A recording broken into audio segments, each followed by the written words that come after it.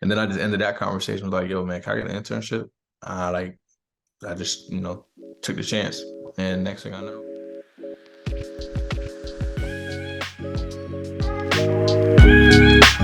Hey, what's up, everyone? Welcome back to another episode of Connect Over Coffee. Joining me today in the chat is DJ Cottrell. Might have messed that up a little bit, DJ, but I think I'm getting closer and closer on that one there. Oh, that's perfect. But DJ is a senior producer at One Team Partners and also hashtag Sports Creator of Color in 2023 honoree. DJ, thanks for joining me today. Thank you for having me. I truly appreciate it. So No, I of appreciate course, it. of Glad to be course. here. Awesome here. All right, but before we jump into everything, we're going to kick things off with our 2-minute drill. I'm just going to rapid fire a few questions at you. You just answer with the first thing that comes to your mind. You All ready? right. Yeah. Much All as I right, can be. let's go. Well, I think I know the first answer, but coffee or tea? Coffee. Coffee. Flats or drums? Drums. Drums. All right. Favorite sports team? Cowboys. Favorite athlete?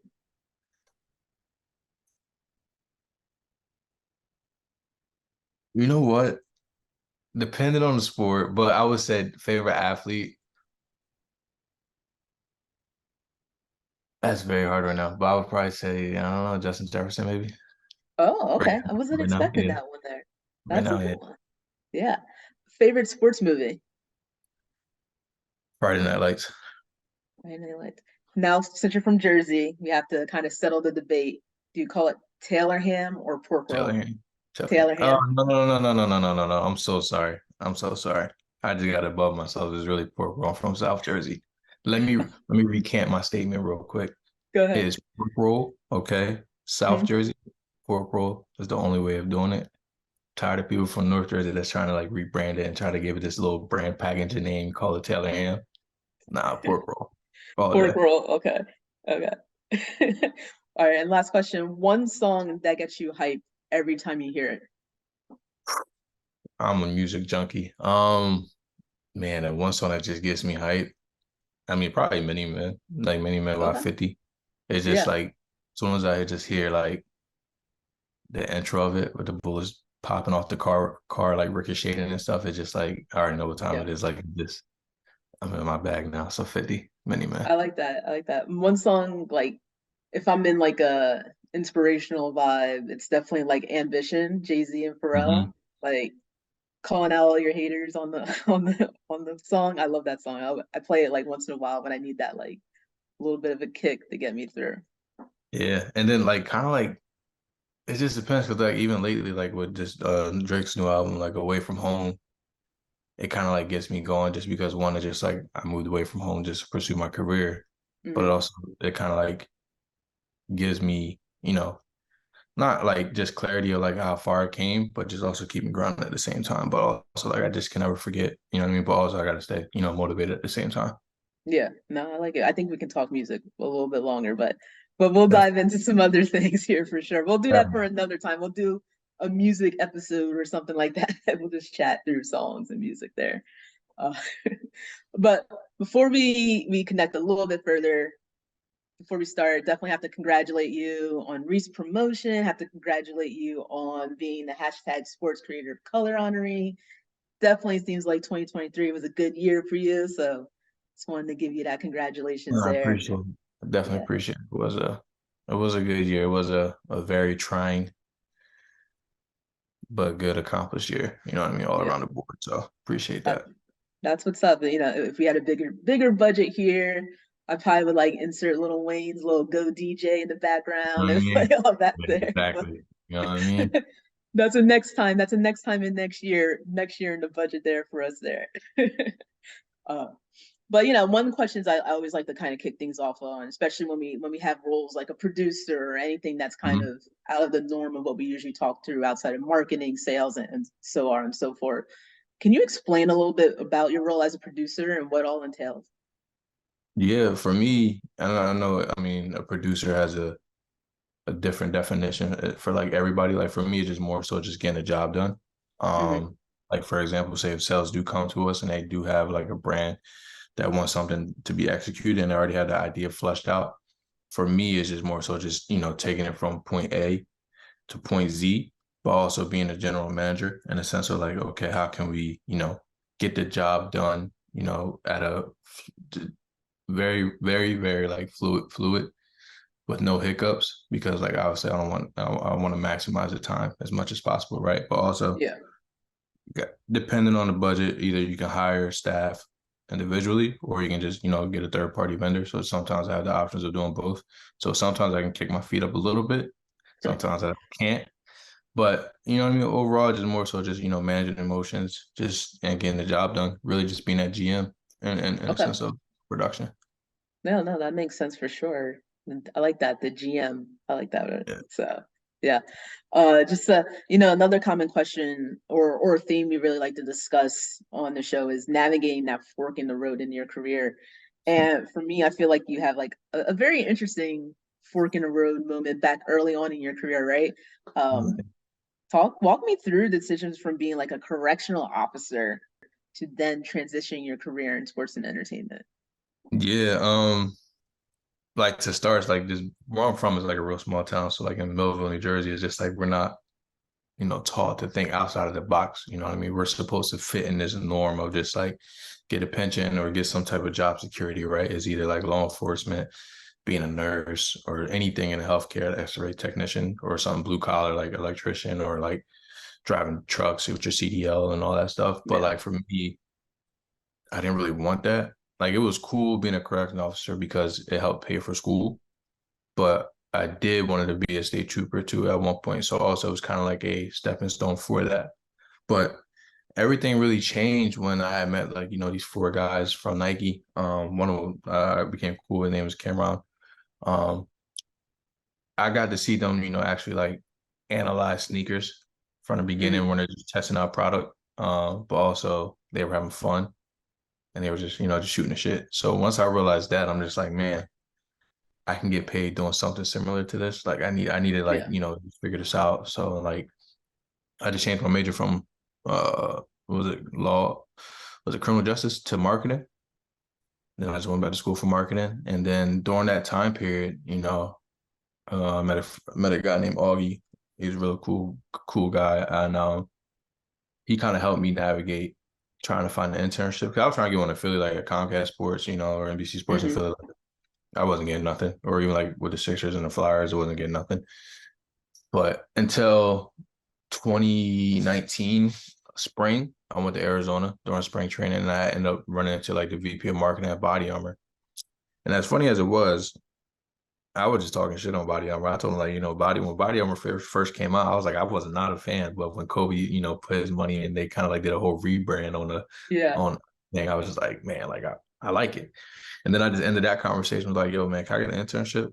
I just, took the chance. And next thing I know, I got the internship. And then in May of 2019, I had moved up to Queens for 3 months. But mind you, while I'm Hmm. doing this, I'm still working at the prison 3 days a week, 40 hours.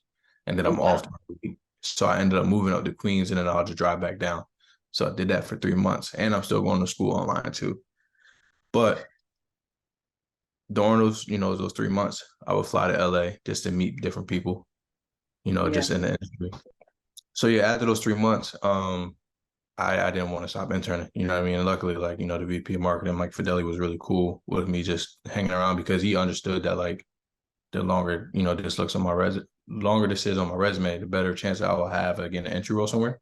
Hmm. So I would drive, 3 hours to Queens, back same day, Monday through Thursday, work at a prison, going to school. Then went to LA and I met Andrea McPhee. She worked at Fox Sports West. And I just met her for coffee. And that Yeah. right there was like my pretty much my entryway into the industry because after I met her for coffee, she invited me back to Shadow.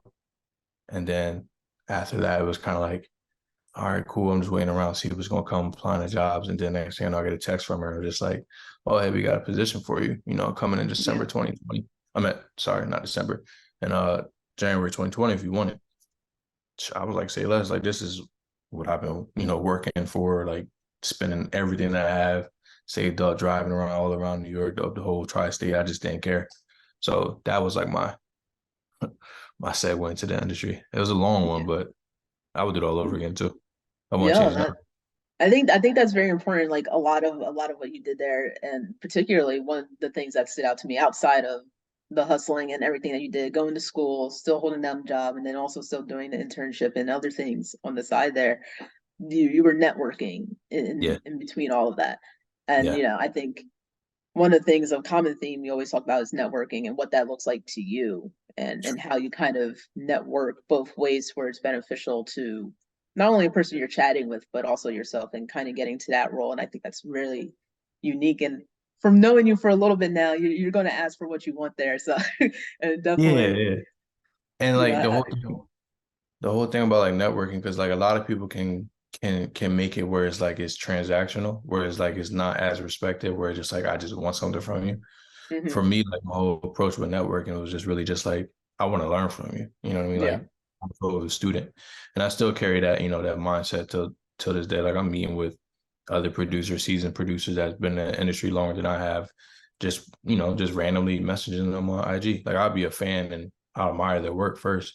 Then I'm yeah. just like the confidence, like man, like I really need to understand like how did you think of like what did you do to get this job done? You know what I mean? Like, so I just try to be that student first when it comes to networking. Yeah, student first, for sure. Now, during all this time, did you have any like mentors that were guiding you through like your decision making to go out to LA, and take a risk to go out there, or just kind of guiding you through your whole transitioning into a different career?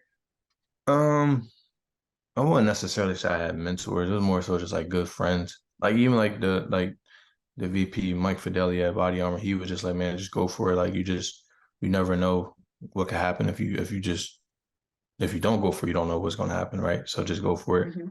And I had I got a few other friends. One named Sahir, he was just like, man, you just got to do it. And then most importantly, like my parents were just they were understanding, they were patient Yeah, with me. Um, they didn't really trip about anything. They were supportive, and if it wasn't for them, you know what I mean, just being able to stay here and not pay nothing and just spend all my money on doing that, I probably wouldn't have been in LA, or at least it would have been a lot harder transitioning into LA. yeah, So yeah.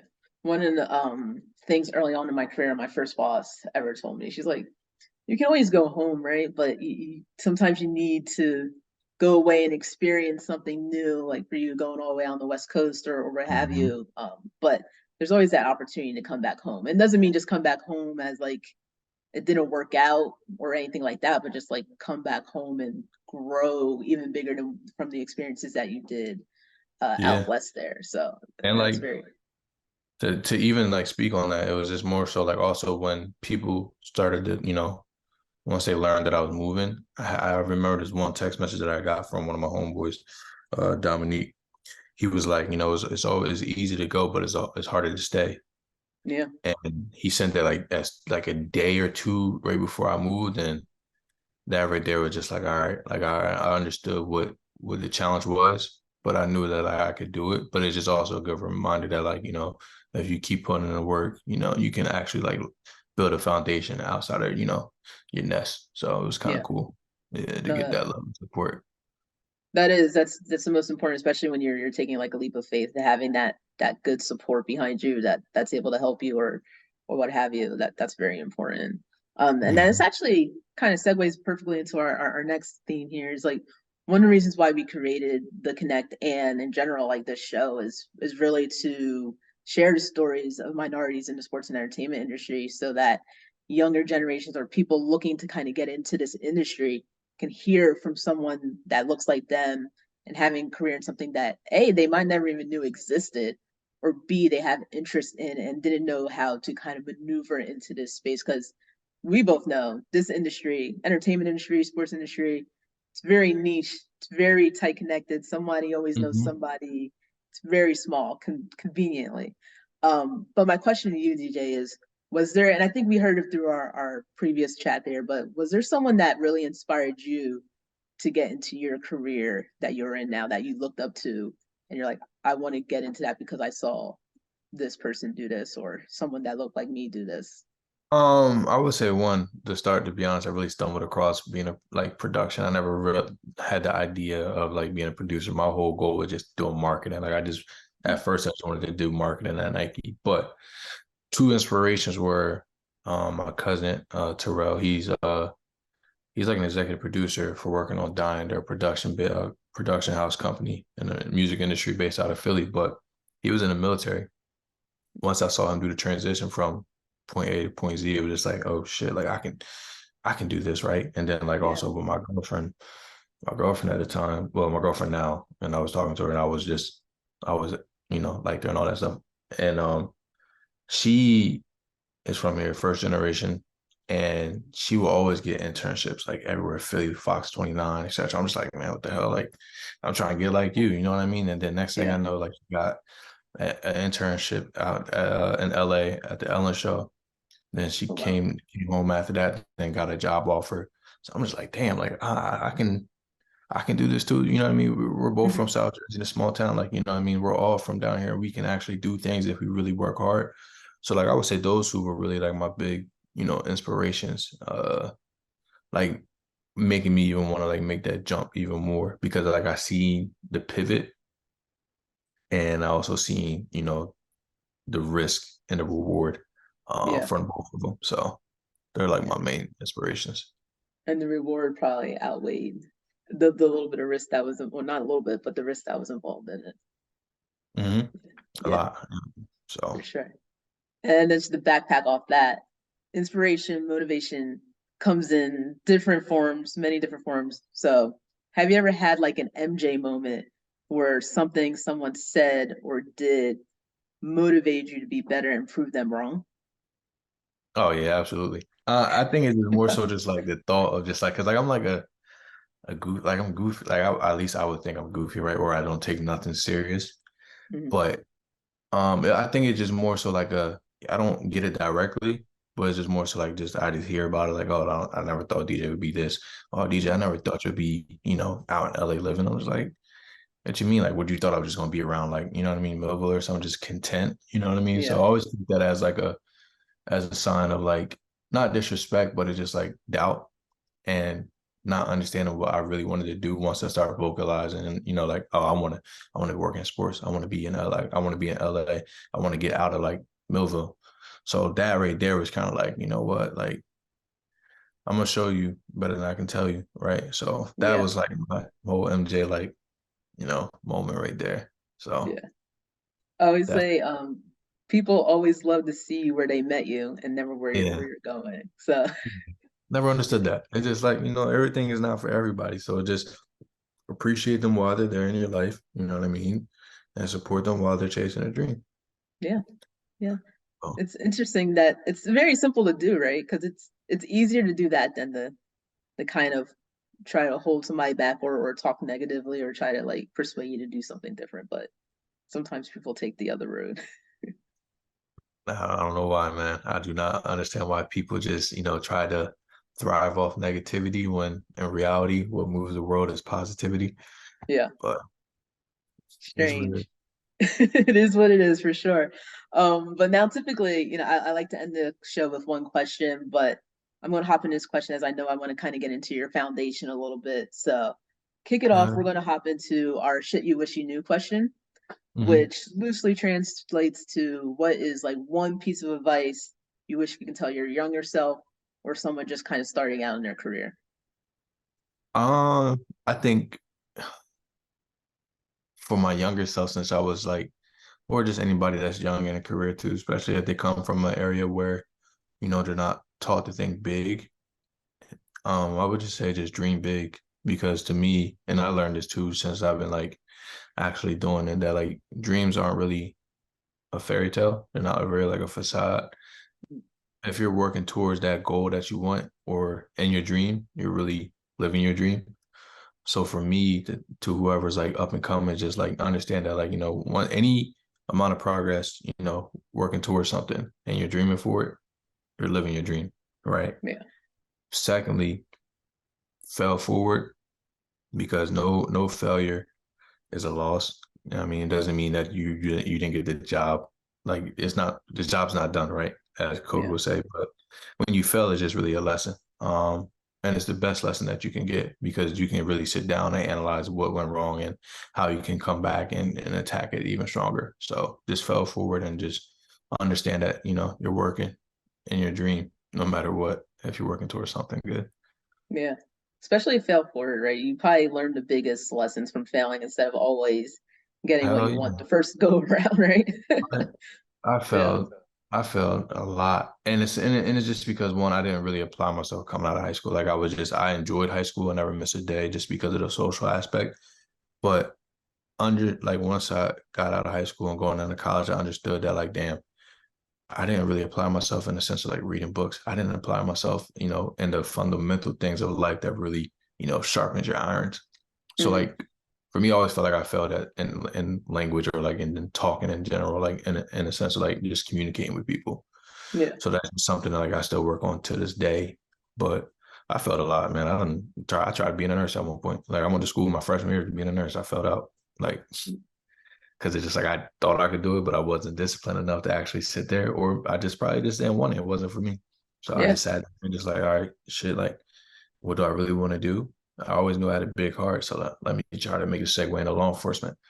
I mean, did that a little bit, but behind the walls, but I mean, wasn't on the streets, but I just made something work after failing. So Yeah, for sure. And speaking of having a big heart and what you're doing here, let's hop into the foundation here.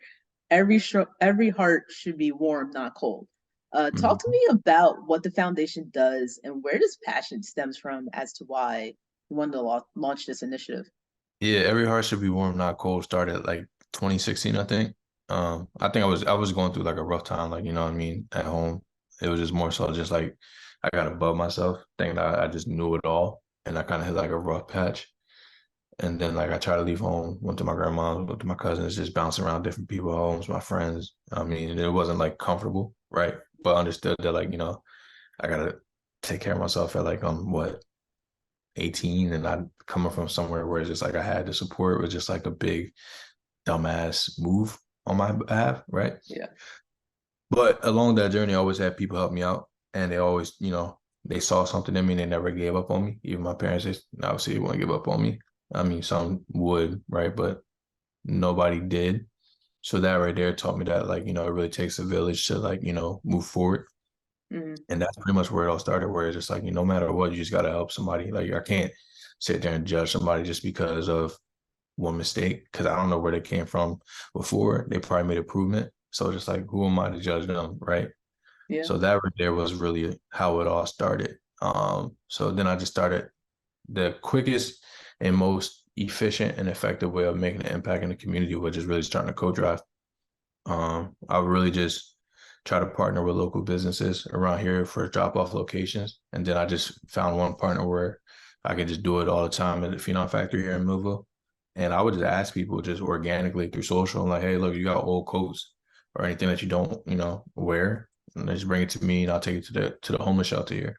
So I've yeah, been doing that for the past 7 years. And then like these last 2 years, like obviously with COVID and inflation and how everything's been very tough. And then like another thing where I'm from in Cumberland County is we're the poorest county in New Jersey. So like I understand like financially it's hard, and I have resources where it's like I can partner with people where it's just like, hey man, like let's get back to the community. Let's try to give like 50 to 65 hams out. Some people during this during Christmas, to, try to take a burden off some folks. So yeah. it really just comes just from being, I just love seeing people, happy or just feel like some type of relief because life is already fucking hard as it is. No, So that's for sure. And coats like we sometimes we take for granted like little things as a coat to like keep yeah. us warm, but so many people I see it in Baltimore City a lot with kids. They're running around with like a starter jacket on that you wear like in the summertime and it's like 20 degrees out and it's like but then you start to think like why because they don't have a Yeah. warmer coat there. So And I understood where I came from, where like I had, two-parent household, my mom and dad did good for themselves, and just like, man, if I can just help somebody else, it's just like, why not? You know what I mean? Like, you yeah, don't have to just. I get it. We're supposed to be selfish because I know if we put ourselves out there and be vulnerable, we can get screwed over. But I'd rather be screwed over knowing that I'm actually helping somebody. At least I know I try to help them. And after I help them, it's just up to them to do whatever they want to do. They got to live up to that. Yeah. So Man, plus it just kind of sometimes it feels good just to do good, right? At the end of the day, it's yeah, just something that feels good to do good. But is there like a website or social handling where people can go to donate codes or find out more information about the uh, foundation? I would just say I mean, really, around my Instagram, I always promote it. I don't really promote it nowhere else because I never really made it like a true nonprofit, which I probably Yeah. should. But my Instagram is underscore DJ Cottrell. So usually around Christmas or November, I usually, you know, start promoting it. But other than that, that's about it. I don't really do nothing much. Like I don't have a website for it, even though I Yeah. should, but I don't. You say you don't do nothing much, but you're doing a big thing here, TJ. Yeah. So, yeah. For sure. But yeah, we'll definitely hit you. Anyone who's interested in learning more, donating codes during the holiday season, definitely Mhm. make sure to hit up DJ on his Instagram page. We'll drop that in the link here as well. But definitely want to thank you again for chatting with me today. It's always great to learn more about you in different ways and what kind of motivates you there. So I really appreciated the chat here. No, I appreciate it. I appreciate the invite to this amazing platform. So Appreciate it. And then, of course, thank you all for tuning in to another episode of the Connect Over Coffee. Make sure to subscribe to our page down below. And don't forget to like us on Instagram and LinkedIn. And then please be sure to hit up DJ on his IG page for Every Heart Should Be Warm, Not Cold. Tell us again what your Instagram handle is, DJ. I think it's underscore DJ Control. Yeah. Underscore DJ Cottrell. There we go. And then there you have it, guys. There it is. Let's connect soon. Make sure to hit us both up here. If you guys want to learn more. Take care.